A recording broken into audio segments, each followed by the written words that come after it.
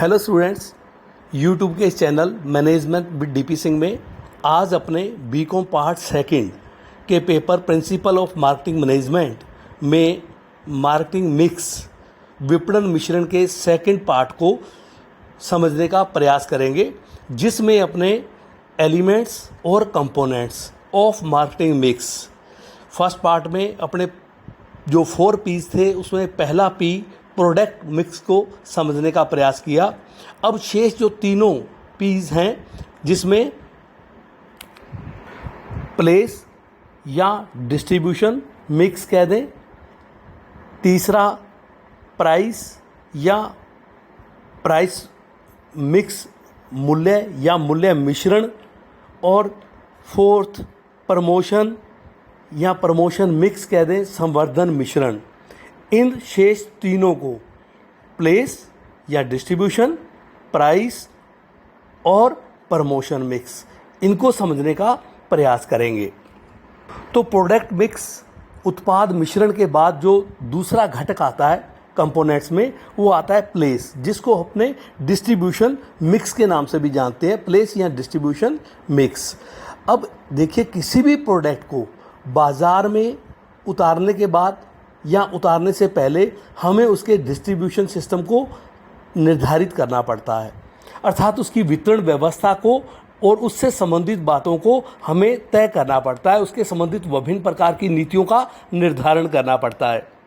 और किसी भी प्रोडक्ट की सफलता बहुत कुछ वितरण माध्यमों पर वर्तमान प्रतिस्पर्धात्मक युग में निर्भर करती है। स्थान या वितरण मिश्रण में कौन कौन सी नीतियां बनाई जाएं, किस प्रकार की व्यूह रचनाएं बनाई जाएं, कौन सी प्रक्रियाएं निर्धारित की जाएं, इन सब बातों को तय किया जाता है कि जिनकी सहायता से हम अपने प्रोडक्ट या सर्विस को प्रोड्यूसर से लेकर कंज्यूमर तक बड़ी सफलतापूर्वक पहुंचा सके, अर्थात कंज्यूमर उसको बड़े अच्छे तरीके से एक्सेप्ट कर सके। ये सब बातों पर निर्भर करेगा आपका डिस्ट्रीब्यूशन सिस्टम कैसा है, या दूसरे शब्दों में आपके मिडिल चेन किस प्रकार की है, या कह दे आपके मध्यस्थ का सिस्टम कैसा है, जिसमें अपने होलसेलर, रिटेलर, एजेंट, अन्य प्रकार के थोक व्यापारी, फुटकर व्यापारी आते हैं। इनका सिस्टम क्या है, कैसा आप सिस्टम बनाओगे इसके लिए। इसी प्रकार आप इनके स्टोरेज की व्यवस्था प्रोडक्ट के लिए कैसे करोगे, ट्रांसपोर्टेशन का सिस्टम क्या रहेगा। इन सब बातों का निर्धारण हम स्थान या वितरण मिश्रण में करते हैं।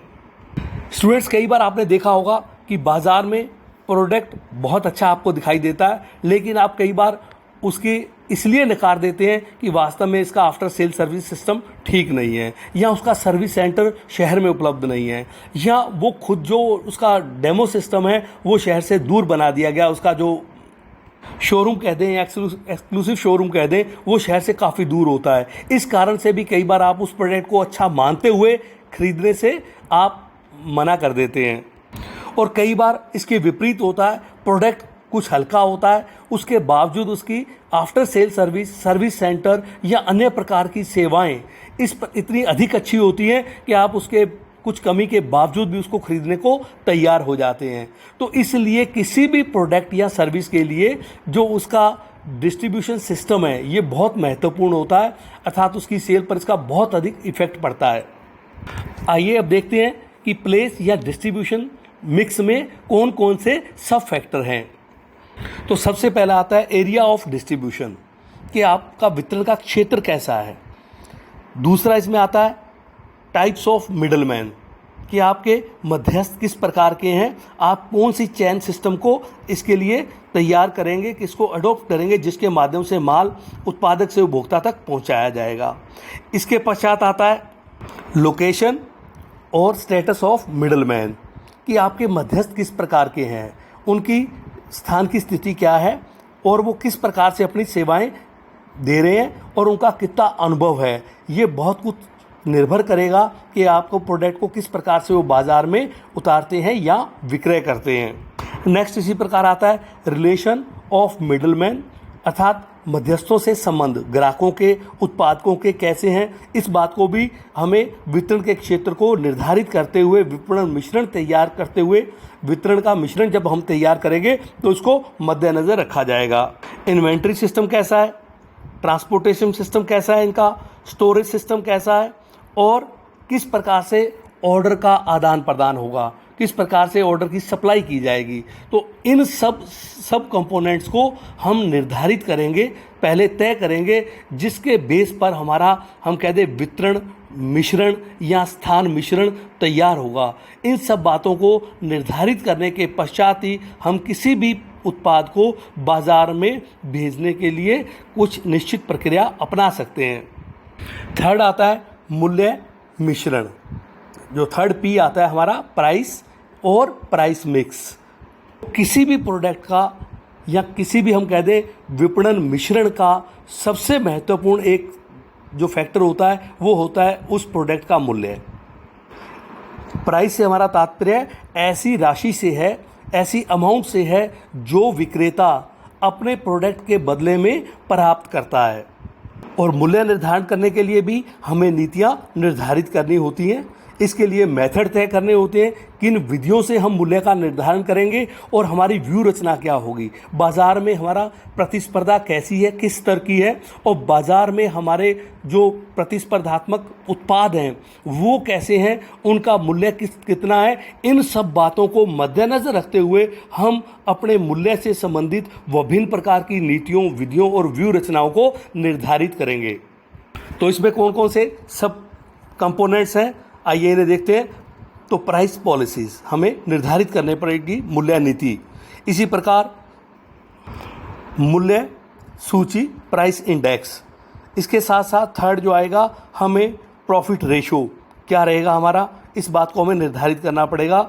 लाभ किस प्रकार लिया जाएगा और उसका दर रेशो क्या होगी। इसी प्रकार हम कह दें कि हम डिस्काउंट या अन्य प्रकार की जो छूट है इसके लिए क्या शर्तें होंगी और किस प्रकार से वो दी जाएंगी। अगर ऑनलाइन माल बेचा जाता है तो इसका पेमेंट सिस्टम क्या रहेगा, इसका निर्धारण करना। क्रेडिट फैसिलिटी, हमें साख सुविधाएं किस प्रकार से हम देंगे, इसका निर्धारण करना। अगर माल इंस्टॉलमेंट पे बेचा जा रहा है तो इसको तय करना कि इंस्टॉलमेंट सिस्टम हमारा कैसे होगा। और लास्ट इसमें आता है कि अगर रीसेल आप रीपरचेज प्राइस, पुनः विक्रय मूल्य या रीसेल कह दें हम प्राइस, तो पुनः विक्रय मूल्य का निर्धारण करना। इन सब बातों को हमें इसमें निर्धारित करना होगा, तब जाकर अपने मूल्य मिश्रण को तैयार कर सकते हैं। और स्टूडेंट लास्ट 4 पीस में आता है प्रमोशन, या हम इसको कह दें प्रमोशनल मिक्स, संवर्धन मिश्रण। देखिए आज किसी भी प्रोडक्ट को बाज़ार में बेचना है तो सबसे बड़ा फैक्टर उसमें एडवर्टाइजिंग एंड पब्लिसिटी है। अगर एडवर्टाइजमेंट और पब्लिसिटी आप इससे संबंध में नीतियाँ निर्धारित कर लेते हैं तो बहुत कुछ सफलता आपकी प्रोडक्ट की निश्चित हो जाती है कि आपने विज्ञापन के लिए किस प्रकार के या प्रचार के लिए किस किस प्रकार की नीतियों को तय किया है और किस प्रकार से आप अपने प्रोडक्ट का प्रचार और प्रसार करेंगे और उसकी सूचना किस रूप में ग्राहकों तक पहुंचाई जाएगी और उन्हें किस प्रकार से अभिप्रेरित किया जाएगा। ये सब बातों का निर्धारण हम अपने संवर्धनात्मक मिश्रण में या प्रमोशनल मिक्स में तय करते हैं। तो आइए इसमें क्या क्या सब फैक्टर है देखते हैं। इंडिविजुअल सेल, हमें इसके संबंध में नीतियाँ निर्धारित करनी पड़ेंगी। एडवर्टाइजमेंट और मीडिया ऑफ एडवर्टाइजमेंट, विज्ञापन और विज्ञापन के हम कहते हैं माध्यम क्या है, हमें इसको निर्धारण करना पड़ेगा। सेल्स प्रमोशन, विक्रय संवर्धन के लिए कौन कौन सी आप तकनीकों का निर्धारण करेंगे, कौन कौन सी विधियों को अपनाएंगे, कौन कौन से तरीकों से सेल्स प्रमोशन किया जाएगा। इसी प्रकार जो पब्लिक रिलेशन है इसको हम किस प्रकार से करेंगे, पब्लिसिटी कैसे करेंगे, और इसके साथ साथ हम जो सेल्समैन हैं इनको किस प्रकार से ट्रेनिंग देकर हम अपने प्रोडक्ट को प्रमोशन करने के लिए उनको बाज़ार में भेजा जाएगा। इन सब के संबंध में हमें इनको तय करना पड़ेगा जिससे कि हम अपने उत्पाद को बाज़ार में अधिक से अधिक मात्रा में उद्देश्यों के अनुरूप विक्रय कर सकें। तो स्टूडेंट्स ये था 4 पीस या elements of components of 4 piece कह दें। धन्यवाद।